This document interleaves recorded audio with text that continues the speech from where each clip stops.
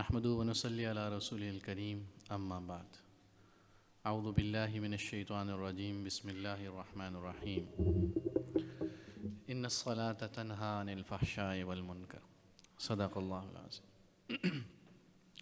آپ لوگوں سے یعنی کچھ ان میں سے نئے ہوں گے، کچھ پرانے ہوں گے کہ تقریباً 2-3 مہینے پہلے ایک موضوع پہ بات کرنے کا موقع ملا تھا کہ نماز فحاشی سے اور برائی سے روکتی ہے،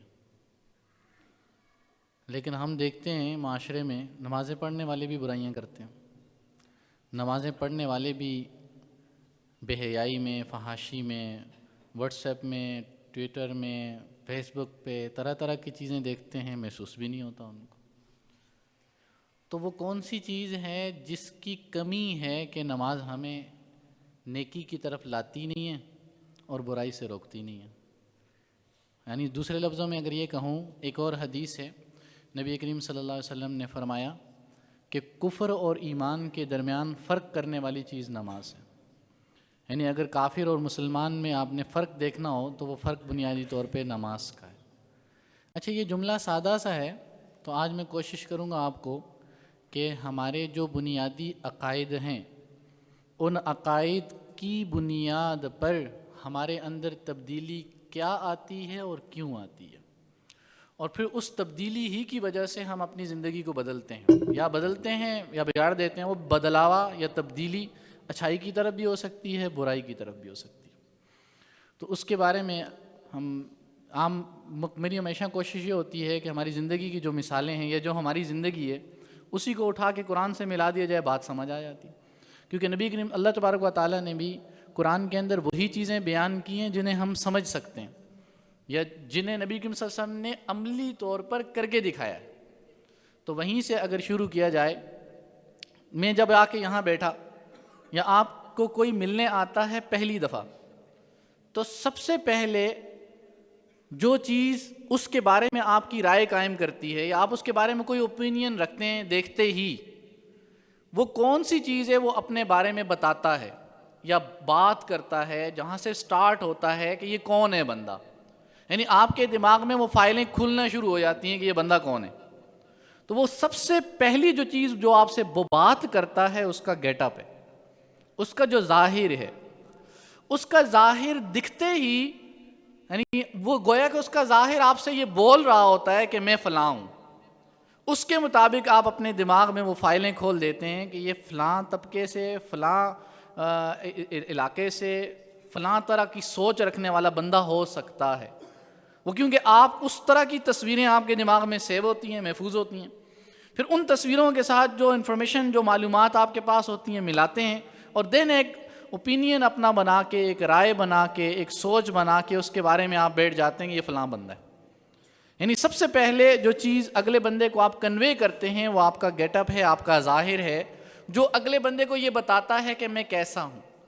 مثال لیں، ہماری بہنیں بھی ہیں اور ہمارے بھائی بھی ہیں، تو ان دونوں کو دیکھا جائے کہ جو بھی لڑکا یا جو بھی مرد جس لیول کا بھی ہے، کسی کی داڑھی ہے، کسی کی نہیں ہے، کسی نے پینٹ شرٹ پہنی ہے، کسی نے نہیں پہنی ہوئی، کسی نے کرتا پہنا ہوا ہے، کسی نے ٹوپی پہنی ہوئی ہے، کسی نے نہیں پہنی ہوئی، اور کوئی جو ہے ایسے غصے سے آ کے دیکھتا ہے، کوئی ذرا مسکراہٹ سے دیکھتا ہے۔ یہ ساری چیزیں اگلے بندے کے اندر جو فائلیں، جو معلومات محفوظ ہیں، اس کو جگا دیتی ہیں کہ تم کون ہو۔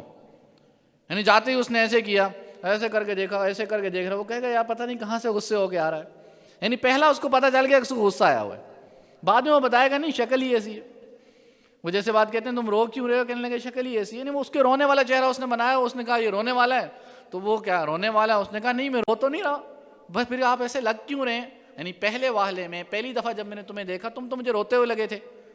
اسی طرح جو گیٹ اپ ہم بناتے ہیں، اب میں جاؤں گا پیچھے، اس کے بعد جو دوسری چیز ہم اس کے ساتھ گپ شپ شروع کرتے ہیں، تو ہمارے ورڈز، ہمارے الفاظ ہوتے ہیں جن کے تھرو ہم اپنے کانسیپٹس کو، اپنی معلومات کو، اپنے احساسات کو، اپنے جذبات کو، اپنے آبجیکٹیوز کو، جو کچھ بھی ہمارے اندر ہے اس کو کنوے کرتے ہیں۔ یہ لو بھائی، ورڈز کے تھرو۔ اچھا، اب جو کچھ آپ بتانا چاہتے ہیں، اس کی ایک اور مثال دیتا ہوں آپ کو۔ آپ کے ساتھ ایک انگریز بیٹھا ہوا ہے جس کو اردو بالکل نہیں آتی، اور ایک ہماری انڈین پاکستانی کوئی بھی آدمی بیٹھا ہوا ہے جس کو اردو آتی ہے یا تھوڑی بہت اردو آتی ہے، تو اس کو آپ لفظ استعمال کرتے ہیں گدھے. اب ادھر اس کو بھی گدھا کہو اس کو بھی گدھا کہو، تو دونوں کی طرف سے رسپانس، دونوں کی طرف سے جواب ایک جیسا آئے گا. ادھر جو پاکستانی ہے وہ کہے گا کس کو کہا ہے تم نے، یا زیادہ غصے والا ہوگا تو ایک لگائے گا پہلے اور بعد میں کرے گا، اس کے بعد اس کا ریئیکٹ یہ ہوگا. لیکن اس طرف والا جو انگریز ہے جس کو اردو کا پتہ بھی نہیں ہے، اس کو گدھے کہیں گے تو کہے گا what do you mean by گدھا، یعنی آگے سے مسکرا کے کہے گا کیا مطلب ہے تمہارا گدھے کا، یعنی اس کو پتہ نہیں چلا کہ گدھے کا مطلب کیا ہے، جس کی وجہ سے اس کا ریئیکٹ جو ہے وہ چینج ہو گیا. تو اب آپ بتائیں جو ورڈز ہیں اپنے اندر فیلنگ رکھتے ہیں، احساسات جذبات رکھتے ہیں، لیکن یہ احساسات جذبات کنوے تب ہوتے ہیں، اس تک پہنچتے تب ہیں جب وہ بندہ اس کو سمجھنے کے قابل ہوتا ہے یا سمجھتا ہے اس کو. اگر مثال لے لیں آپ کسی چیز کا نام گدھا رکھ دیں جو آپ آپس میں متعارف ہو جائے، جیسے ہمارے یہاں اوپر اس سائڈ پہ بھی لکھ بھی دیتے ہیں بانگی، مرغا، بندوق خان، فلاں یہ وہ نام، یعنی کوئی سینس نہیں ہے، کوئی مسئلہ نہیں ہے. تو ادھر بھی بغیر سینس کے اگر کسی چیز کا نام رکھ دیں اور آپس میں گپ شپ کر رہے ہوں گے تو تب اگر اس چیز کو گدھا کہیں گے تو کوئی فرق نہیں پڑے گا، کیونکہ آپ نے ایک ٹرم بنا لی ہے نا. تو اب اس کانسیپٹ میں اگر یہ ورڈ یوز ہوگا تو الگ فیلنگ، اس کانسیپٹ میں وہ ورڈ یوز ہوگا تو الگ فیلنگ. اب یہ دو سائیڈ ہیں، ایک آپ کے کانسیپٹ ہیں، آپ کے احساسات جذبات ہیں، اور ایک اس کے احساسات جذبات ہیں. ان احساسات جذبات کو الائن کرنے کے لیے، لنک کرنے کے لیے ورڈز کا، الفاظ کا، لینگویج کا سہارا لیا جاتا ہے. اس کے ذریعے ہم اپنی چیزوں کو کنوے کرتے ہیں. تو سب سے پہلی لینگویج آپ کا گیٹ اپ، اور دوسرے نمبر پر جو چیز آپ کنوے کر رہے ہوتے ہیں وہ بائی ورڈز آپ کنوے کر رہے ہوتے ہیں. الفاظ وہ انگلش کے ہوں، عربی کے ہوں، اردو کے ہوں، جو بھی آپ کی لینگویج ہے، پنجابی ہے، سرائکی ہے، پشتو ہے، جو بھی ہے، تو اس کے ذریعے آپ اپنے احساسات جذبات کو جو آپ رکھتے ہیں اس کے لیے الفاظ چنتے ہیں. تو تم شام کو سو گئی تھی نا، یعنی آپ کو اگر کوئی آدمی کہے گا تم شام کو سو گئی تھی نا تو آپ کو ہنسی آ جائے گی، بھائی میں سو گئی تھی یا میں سو گیا تھا. یا تمہارے کا سوتا، تم سوتا نہیں ہے، یعنی اپنی بیوی کو کہتا ہے تم سوتا نہیں ہے، ہر بات کو جاگتا رہتا ہے. یعنی یہ جو ورڈز ہیں اس سے آپ کی مسکراہٹ آ گئی، کیونکہ آپ یہ چاہتے ہیں کہ اس فیلنگ کے لیے ورڈز سو گئی یا سو گیا اس کو بدلنے چاہیے ان کو. تو آپ کے چہروں پہ ابھی بھی مسکراہٹ آ گئی اس کو سن کے، کیونکہ وہ جو کنوے کرنا چاہ رہا ہے فیلنگ آپ سمجھ چکے ہیں کہنا کیا چاہ رہا ہے. لیکن اس کے لیے جو ورڈ غلط یوز کیا ہے اس کی وجہ سے آپ نے کہا نہیں چھوڑو معاف نہیں، اس کی عادت ایسی ہے یا اس کو سمجھ نہیں ہے، اتنی ہی سمجھ ہے، چلو چلتا ہے. لیکن اگر آپ کی سمجھ اور اس کی سمجھ دونوں ہوں ہی الگ تو پھر آپ جو کہنا چاہ رہے ہوں گے وہ اور ہوگا، وہ جو سمجھ رہا ہوگا وہ کچھ اور ہوگا. اب یہ ایک بات سارا سینیریو بنانے کے بعد یا بتلانے کے بعد اب آپ کو لنک کرتا ہوں.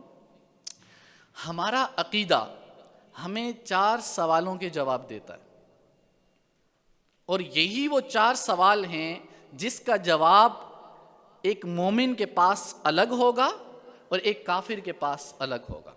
جب یہ دونوں جواب مختلف ہوں گے، اس کا گیٹ اپ الگ ہوگا، اس کا گیٹ اپ الگ ہوگا، اس کا ظاہر الگ ہوگا، اس کا ظاہر الگ ہوگا، اس کے بات کرنے کا انداز الگ ہوگا، اس کے بات کرنے کا انداز الگ ہوگا، اس کے معاملات کا انداز الگ ہوگا، اس کے معاملات کا انداز الگ ہوگا، آپس میں ملنے ملانے کا، رکھ رکھاؤ کا، جتنی بھی چیزیں ہیں سب بدل جائیں گی. یہ 4 کوسچن ہیں جو عقیدہ ہمیں دیتا ہے.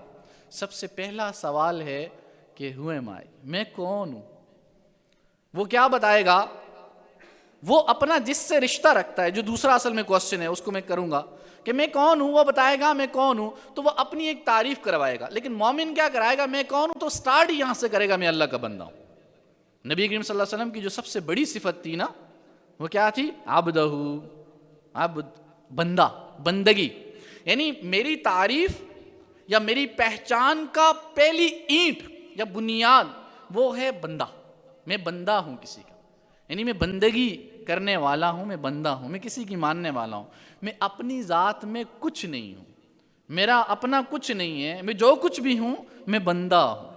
تو کس کے بندے ہو بھائی؟ یہ دوسرا کوسچن ہے کہ تم آئے کہاں سے ہو، تمہیں کس نے بھیجا ہے، یعنی تمہارے پیچھے کون ہے، یا تمہاری بندگی میں یہ جو تمہارا رول جو دکھا رہے ہو، تم اپنے آپ کو دکھا رہے ہو، تم اپنی شخصیت کا تعارف کروا رہے ہو، یہ تعارف کس ریلیشن شپ کی بنیاد پر بنا ہے.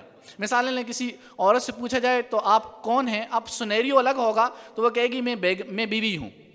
تو اب بیوی کا سینیریو کا مطلب ہے کہ ریلیشن شپ کسی مرد کے ساتھ ہے.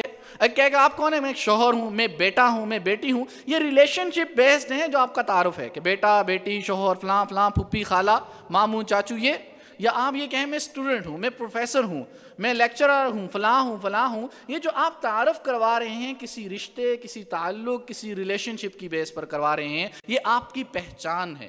اور یہ پہچان آپ نے خود اڈاپٹ کی ہے، خود یہ ریلیشن شپ بنایا ہے. آپ اسٹوڈنٹ ہیں تو ایڈمیشن لیا ہے، آپ پروفیسر ہیں تو آپ نے وہ جاب جوائن کی ہے، آپ بیوی ہیں یا شوہر ہیں تو آپ نے شادی کا بندھن باندھا ہے. یہ ساری چیزیں خود بناتا ہے انسان.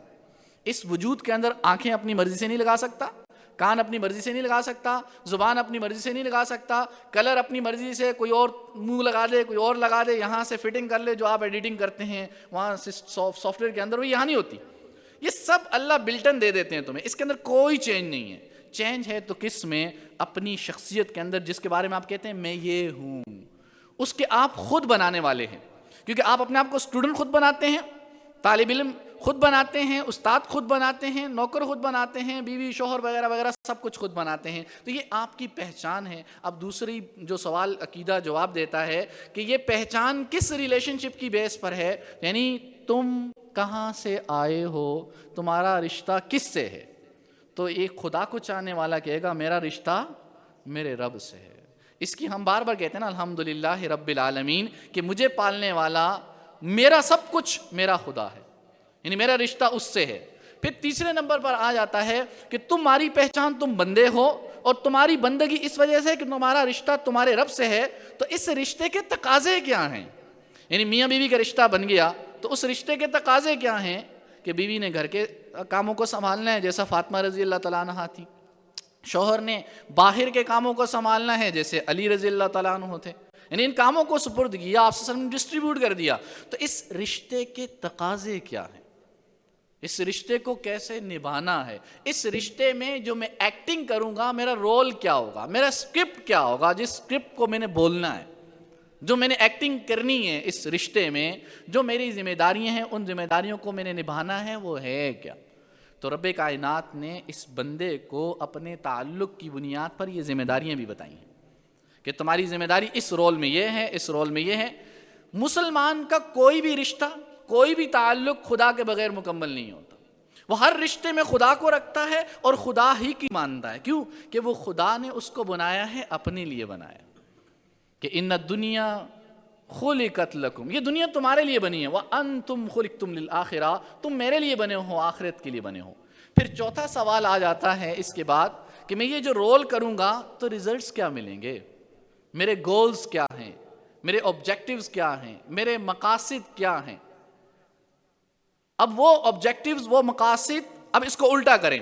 آبجیکٹیوز، اس کی بیس پر آپ کا رول، اور اس رول کی بیس پر ریلیشن شپ، اور اس ریلیشن شپ کی بیس پر آپ کی پہچان بنتی ہے. یعنی آپ جو آبجیکٹیوز رکھیں گے، اب میں ایک مثال دیتا ہوں آپ کو.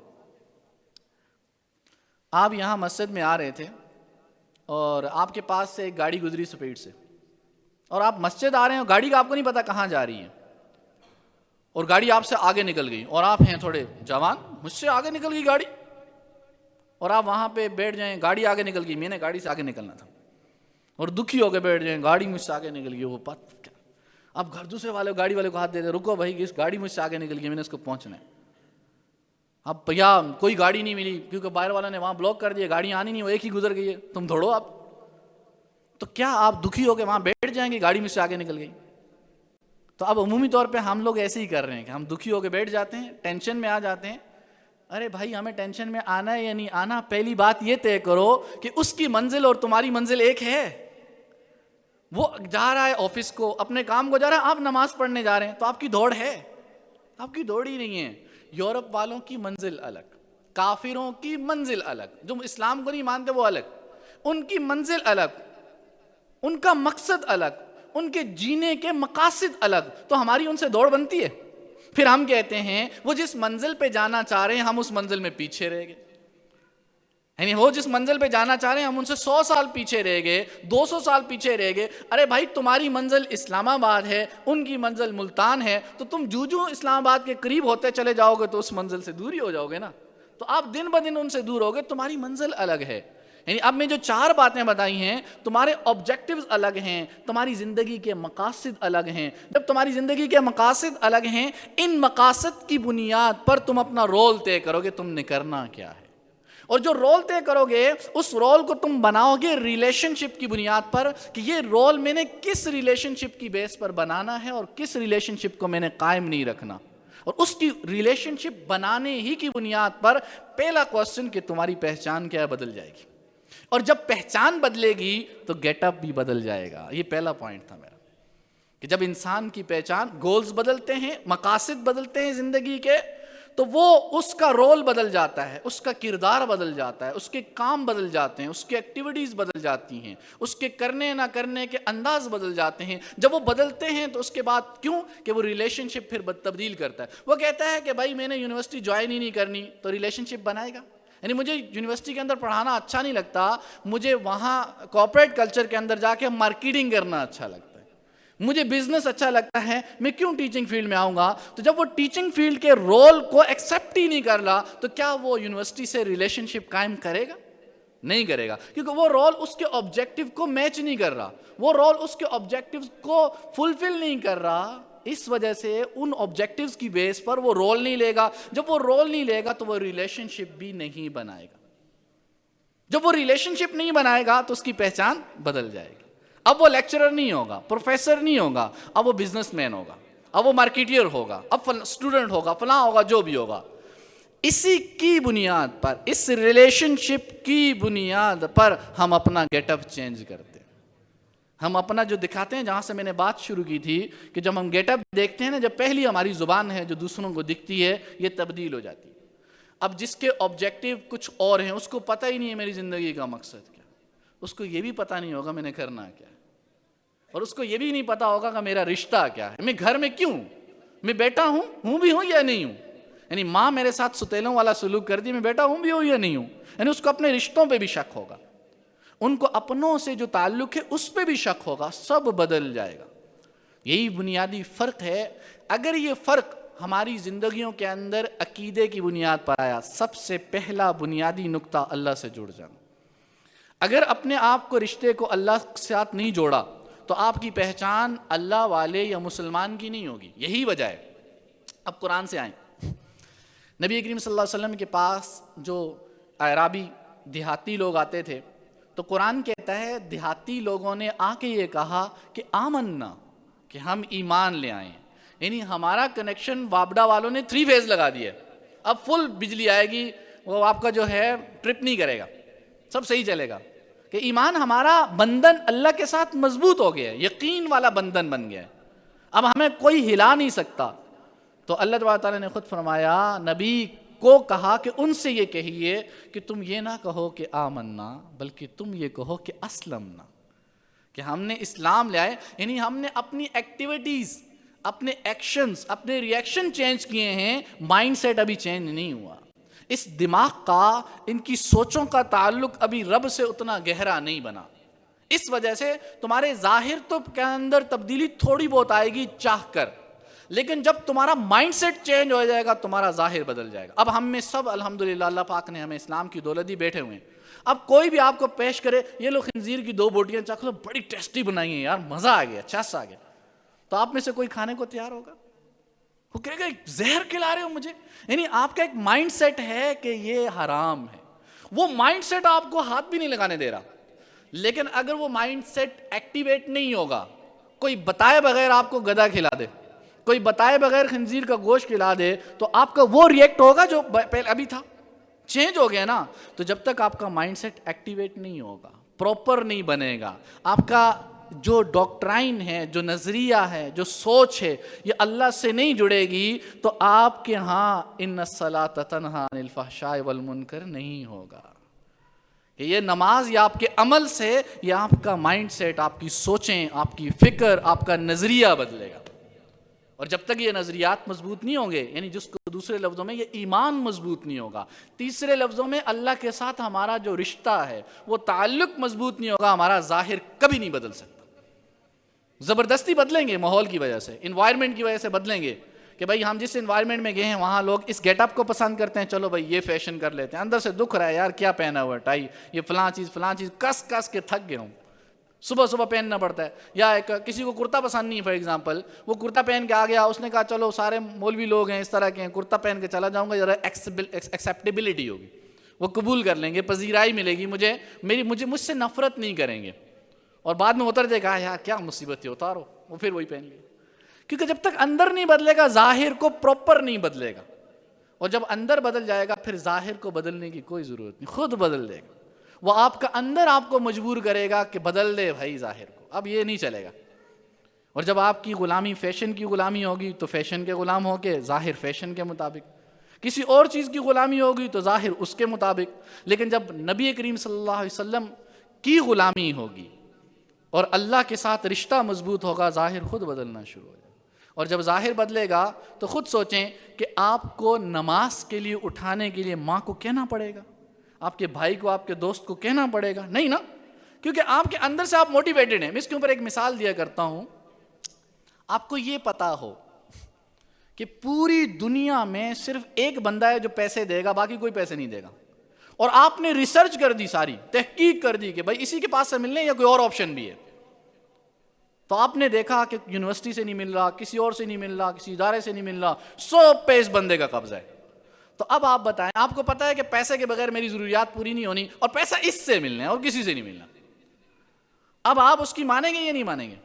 جب آپ نے پوری ریسرچ کر دی، تحقیق کرنے کے بعد ثابت ہو گیا کہ بندے سے ہی ملنا ہے اور کسی سے ملنا نہیں، تو اب آپ مجبور ہیں یا نہیں ہیں؟ آپ اس کی منتیں بھی کر لیں گے. وہ ٹھکرائے گا تو پھر آگے پڑ جائیں گے، یار دے دے دے، مر جانا ہے ورنہ پیسے نہیں ملیں گے، کھانا نہیں ملے گا، کہاں جائیں گے؟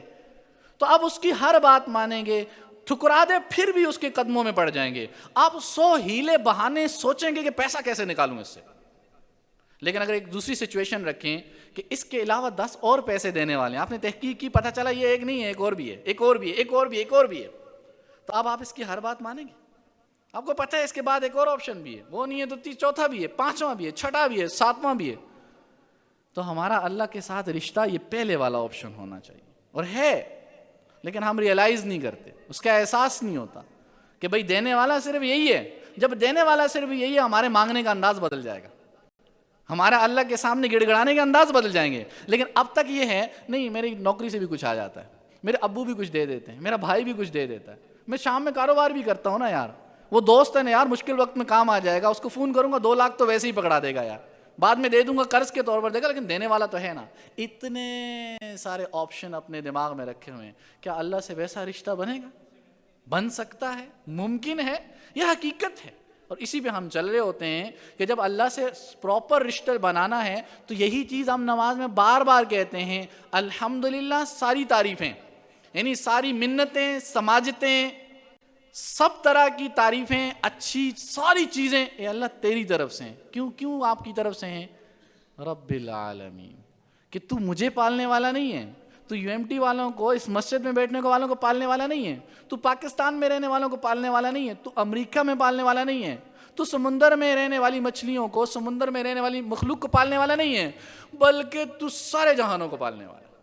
یعنی صرف اپنے بارے میں ریئلائز نہیں کیا کہ مجھے پالنے والا ہے، نہیں، مجھے نہیں، سب کو پالنے والا ہے. یعنی ساری کی ساری اتھارٹی، ساری کی ساری ربوبیت.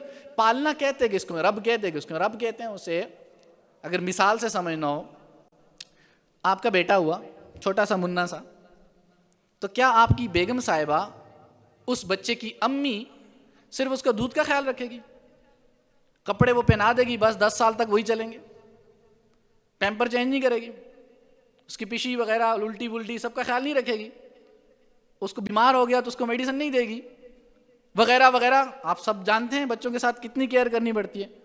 تو اس ساری چیزوں کا، یعنی اس کے پلنے میں جتنی چیزیں چاہیے سب کا ماں خیال رکھتی ہے. اس کو کہتے ہیں پروردگار. رب کا لفظ اس کے لیے استعمال کرتے ہیں. تو اس کا مطلب یہ ہے کہ اللہ تبارک و تعالیٰ ہمارے صرف کھانے کا خیال نہیں رکھتے، پینے کا خیال نہیں رکھتے، بلکہ میری آنکھوں میں جتنا پانی ہے اس کا بھی خیال رکھتے ہیں، کم زیادہ نہ ہو. میرے کانوں میں جو سماعت جتنی زیادہ فریکوینسی ہونی چاہیے اس کا بھی خیال رکھتے ہیں، کم زیادہ نہ ہو، میرا بندہ متاثر ہو جائے. بناتے وقت میرے دماغ میں سوچنے کی جتنی صلاحیت ہے اس کم زیادہ، اس میں رگوں میں خون کم زیادہ، اس کے اندر خون کی جو بہاؤ ہے وہ کم زیادہ، سب چیزوں کا خیال رکھتے ہیں. بگاڑتے تو ہم ہے نا، بلڈ پریشر اوپر نیچے ہماری خوراک کی وجہ سے ہوتا ہے. معدے کے اندر جو رطوبتیں ہیں کم زیادہ سب چیزوں کو مینیج کرتا ہے. تمہارے ساتھ دوسرا ری ایکٹ کرے گا، اس کو بھی مینیج کرتا ہے. تمہاری بیوی تمہارے ساتھ ری ایکٹ کرے گی، اس کو بھی مینیج کرتا ہے. ساری چیزوں کا خیال رکھتا ہے. بتاؤ رب العالمین، وہ تمہارا رب ہے. اگر تم اس سے نہیں جڑو گے تو کس سے جڑو گے؟ اگر اس سے جڑنے کی نہیں جڑنا تو جس سے بھی جڑو گے اسی سے توقعات رکھو گے، وہی تمہارا خدا ہوگا. کہنے کو تو خدا اللہ ہے، لیکن حقیقت میں اللہ خدا نہیں ہوگا. تو جب اللہ خدا حقیقت میں نہیں ہوگا تو پھر اس کی بندگی کرنے میں مزہ آئے گا یا اس کی بندگی کرنے کو دل کرے گا؟ تو جب یہ بدلا نہیں ہے بندگی نہیں ہو سکتی.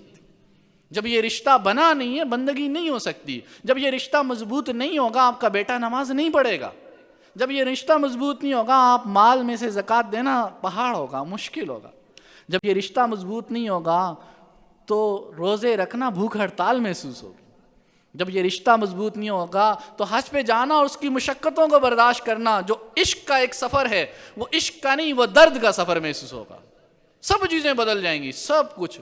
وہ درد بھی مزہ. لیلا کی محبت میں مجنوں کو ننگے پاؤں میں بھی چلنے میں مزہ آتا تھا، اس لیے کہ اس کو عشق تھا، ایک محبت تھی، ایک تعلق تھا. اور وہ عشق نکال دیں اس کی زندگی سے، لیلا اس کے لیے ایک کالی کلبٹی، ایک کالی خاتون ہے، اس کی محبت کہاں سے آئی؟ تو جب رب کائنات کا عشق ہی نہیں ہے، رب کائنات کا معرفت ہی نہیں ہے، رب کرتا کیا ہے ہمارے لیے؟ اس کائنات کو دیکھیے، اس کائنات کے نظام کو دیکھیے، اپنے اندر دیکھیے، اپنے باہر دیکھیے. میرے رب نے دکھایا ہے، قرآن کو اٹھا کے پڑھیے. اللہ کہتے ہیں تم دیکھتے نہیں آسمان کو، تم دیکھتے نہیں اونٹ کو، تم دیکھتے نہیں اس چیز کو، تم دیکھتے نہیں پہاڑوں کو، تم ان کو دیکھتے نہیں. اور ہم کہتے ہیں نہیں ہم دیکھتے ہیں. ہم دیکھتے ہی نہیں ہے نا. یعنی جس نگاہ سے اللہ دکھانا چاہتے ہیں ہم دیکھتے ہی نہیں. تو کہتے ہیں تم دیکھو گے تو تم مجھ تک پہنچاؤ گے، تم دیکھو گے تو تمہارا. اب جو ایک لڑکے لڑکی کی محبت پیار، یہ جو سارا گیم چلتی ہے اسی آنکھوں سے چلتی ہے نا. وہ دیکھے گا نہیں تو پیار نہیں ہوگا، محبت نہیں ہوگی تو پیچھے نہیں پڑے گا. اب دیکھنا ہی بند کر دو، اللہ جیسے دکھانا چاہتے ہیں ویسے دیکھنا ہی چھوڑ دو، تو اللہ کے عشق میں، اللہ کی محبت میں تم جاؤ گے یا اللہ سے محبت کرو گے؟ اور جب محبت نہیں کرو گے تو قربانی دینا آسان ہوگی؟ عقل سے قربانی نہیں دی جا سکتی، عقل سے جان قربان نہیں کی جا سکتی. عقل مند آدمی اپنی ہر چیز محفوظ رکھتا ہے، اپنی جان، اپنا مال، اپنا وقت، سب کچھ. عقل سے قربانی نہیں دی جا سکتی. اگر عقل سے قربانی دی جا سکتی ہوتی تو ایک شاعر خود کہتا ہے جب ابراہیم علیہ السلام کو ڈالا گیا کہ بے خطر کود پڑا آتش نمرود میں عشق، عقل ہے محو تماشا لب بام ابھی. عقل تو ایسے کر کے بیٹھی ہوئی ہے، یہ کیا ہو گیا، یہ کیا کر رہا ہے، پاگل ہے یہ، ان آگ میں جلنا ہے، اس نے کیوں چھلانگ لگا دی؟ عشق ہی مجبور کرتا ہے، وہ جذبہ ہی مجبور کرتا ہے کہ تم چھلانگ لگا دو. وہ جذبہ ہی مجبور کرتا ہے کہ تم گلا کٹا دو. وہ جذبہ ہی مجبور کرتا ہے کہ اس کے عشق میں تم اپنی جتنی مشقتیں برداشت کر لو. مصعب بن جاؤ، تم بلال بن جاؤ، تم ابو بکر بن جاؤ، تم عثمان بن جاؤ، تم علی بن جاؤ. یہ ساری قربانیوں کے پہاڑ ہیں نا. اور وہ خندق کے اندر اپنے پتھر پہ، غزوہ خندق کے پتھر پہ اپنے پیٹ پہ پتھر باندھ لو. تم سردی کے اندر کچھ بھی نہیں ہے پھر بھی تم جہاد کے لیے کھڑے ہو جاؤ وغیرہ وغیرہ. تم نماز پڑھنے کو دل نہیں کرتا پھر بھی کھڑے ہو جاؤ. عشق ہے، محبت ہے، جو اس درد کو، اس مشقت کو، اس ٹھنڈک کو، اس گرمی کو، سب کو ختم کر کے رکھ دیتی. لیکن اگر یہ نہیں ہوگا، نہ گیٹ اپ بدلے گا، نہ نمازوں میں مزہ آئے گا، نہ نماز پڑھنے کو دل کرے گا، نہ بیٹا آپ کی بات ماننے گا. تو اپنے بچوں پہ، اپنے آپ پہ، اپنے معاشرے پہ جو بنیادی محنت کرنے کی ضرورت ہے وہ ہے نظریاتی تبدیلی. جب تک آپ کا رشتہ رب کائنات کو آنکھیں کھول کے نہیں دیکھیں گے رشتہ نہیں بدلے گا. جب رشتہ نہیں بدلے گا یہ ساری چیزیں پہاڑ لگیں گی، یہ محبت نہیں بنے گی، کچھ بھی نہیں ہوگا. اور وہ بیٹا آپ کی بات نہیں مانے گا. تو پہلی محنت بیٹے کو نماز کہنے کی نہیں ہے، پہلی محنت اس کے نظریات بدلنے کی. اور ہم اس پہ کبھی بھی غور نہیں کرتے. عمومی طور پہ ہمارے معاشرے میں، ہماری فیملیز میں، مائیں، بہنیں، بیٹیاں، بھئی اس سے ایک دیکھیں مثال لے لیں. ایک بیٹا کہتا ہے کہ یہ گفٹ کس نے، یہ کہاں سے آیا ہے پیسہ؟ کہ ابو لے کے آئے ہیں. تو اب اس کے بارے میں ایک دوسرا جملہ کہہ دیجئے کہ اللہ نے دیا ہے. بدل گیا، نظریہ بدل گیا، سوچ بدل گئی. اس کا رشتہ ابو سے بن گیا یا اللہ سے بن گیا؟ تو اب اگر بار بار کہیں گے کہ دکان سے ملتا ہے، دکان سے ملتا ہے، تو بچے کے ذہن میں ہوگا کہ دکان پہ ہی جانا ہے. ابو سے ملتا ہے، ابو کے پاس جانا ہے. امی سے ملتا ہے، امی کے پاس جانا ہے. وہ کہے گا رب سے ملتا ہے، وہ کہے گا پھر رب سے لینے کا طریقہ کیا ہے؟ امی کے تو میں پاؤں پڑ جاتا ہوں، امی کے کپڑے پکڑ لیتا ہوں، دوپٹہ پکڑ لیتا ہوں، ابو کے جو ہے آفس کا بیگ چھپا لیتا ہوں، لیپ ٹاپ میں بند کر دیتا ہوں، ابو کے ساتھ ضد کر لیتا ہوں، نیچے پاؤں میں پڑ جاتا ہوں، وغیرہ وغیرہ. یہ تو ضدیں ہیں ساری کرتا ہوں، ابو مان لیتے ہیں. ابو سے روٹ جاتا ہوں، میں نے بات ہی نہیں کرنی، مان لیتے ہیں. تو رب کائنات سے لینا ہے تو کیسے لینا ہے؟ تو پھر ماں سکھائے، نماز سے لینا ہے، مانگ کے لینا ہے، صبح اٹھ کے لینا ہے، اس سے مانگ کے لینا ہے. کہ وہ کہتے ہیں کہ اللہ کہتے ہیں کہ اگر تم سے بندے پوچھیں میں کہاں ہوں، انی قریب، میں تو ان کے پاس ہوں، میں ان کے اندر بستا ہوں، میں ان کی آنکھوں میں بستا ہوں، میں ان کے دل میں بستا ہوں، ان کے دماغ میں بستا ہوں، میں ان کے ارد گرد ہر جگہ پہ ہوں. تم دیکھنے والے بن جاؤ، میں ہر جگہ نظر آؤں گا. تو اولاد کے نظریات بدلیں، اور ان نظریات کو تبدیل کرنے والا جو میڈیا ہے، یوٹیوب ہے، ویڈیوز ہیں. آپ کیا سمجھتے ہیں کہ وہ ٹام اینڈ جیری دیکھنے والا بچہ آپ کی بات مانے گا یا پٹخ پٹخ پہ پلیٹیں مارے گا؟ وہ جیسے پٹخ پٹخ کے پلیٹیں مار رہے ہیں یہ بھی ایسے ہی مارے گا. اس کے جیسے نظریات وہ دکھائیں گے، اس کے بھی ویسے ہی بنیں گے. تو آپ جیسی ویڈیوز دکھا دیں، جیسی چیزیں اپنے بچوں کو دکھا دیں، ویسے ان کے نظریات بنیں گے، ویسے آپ کے ساتھ بیہیو کریں. پھر کہیں گے بچے ہمارے نافرمان ہو گئے، بچے بات نہیں مانتے، ضدی ہو گئے ہیں، ضد کرتے ہیں، ایک ایک بات پہ اڑ جاتے ہیں. تو اس کے پیچھے ہماری محنت غلط ہے. تو ساری بات کا کنکلوژن، اس کا حاصل یہ ہے کہ ہمیں سب سے پہلے اپنے اللہ کے ساتھ رشتے کو مضبوط کرنا چاہیے، اپنا بھی، اپنی فیملی کا بھی، اپنے معاشرے کا بھی، اپنے ارد گرد کا بھی. جب یہ کریں گے تو پھر آپ کو اپنی بیٹی کو یہ نہیں کہنا پڑے گا کہ پردہ کرا کرو بیٹی، اپنی بیگم کو کسی کو کچھ نہیں کہنا پڑے گا. سب بدل جائے گا، سب تبدیلی آ جائے گی. کسی کو یہ نہیں کہنا پڑے گا داڑھی رکھ لو، کیونکہ اس کو پتہ ہے مجھے نبی سے پیار ہے تو نبی کی سنت کو کیوں نہیں اڈاپٹ کروں گا. وہ شاہ رخ خان کی کاپی کر سکتا ہے اسٹائل کے اندر، میں اپنے نبی کی کاپی نہیں کر سکتا. وہ فلاں کی کاپی کر سکتا ہے تو میں اپنے نبی کی کاپی نہیں کر سکتا. تو اللہ تبارک و تعالیٰ عمل کرنے کی توفیق عطا فرمائے. سبحان ربک رب العزت عما یصفون وسلام علی المرسلین والحمد للہ. جزاکم اللہ.